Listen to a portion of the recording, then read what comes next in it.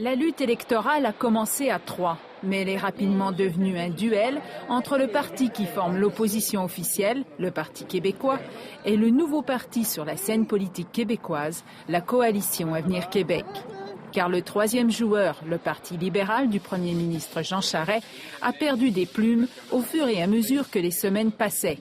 Les libéraux, usés par 9 ans de pouvoir, sont en 3e place dans les sondages, qui donnent une longueur d'avance au Parti québécois. Actuellement, on semble croire que c'est le Parti québécois qui va gagner pour une raison bien simple. C'est un parti plus ancien qui est enraciné dans toutes les régions du Québec. Le problème de la coalition Avenir Québec de M. Legault, c'est que c'est un jeune parti qui n'est pas présent dans les régions les plus éloignées, qui n'a à peu près aucune assise à Montréal même, la plus grande ville du Québec. Alors, c'est assez difficile de gagner quand on n'a pas ces assises-là au Québec.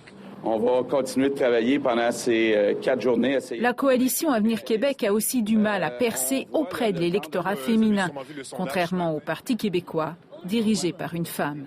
Voici donc celle qui devrait devenir, si les sondages ne se trompent pas, la première femme première ministre du Québec, Pauline Marois, la chef du Parti québécois. Une élection qui serait historique donc et qui risque également de changer l'échiquier politique québécois.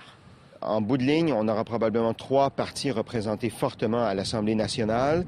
On aura des chefs qui vont avoir perdu cette élection, que ce soit Pauline Marois, Jean Charest ou encore François Legault.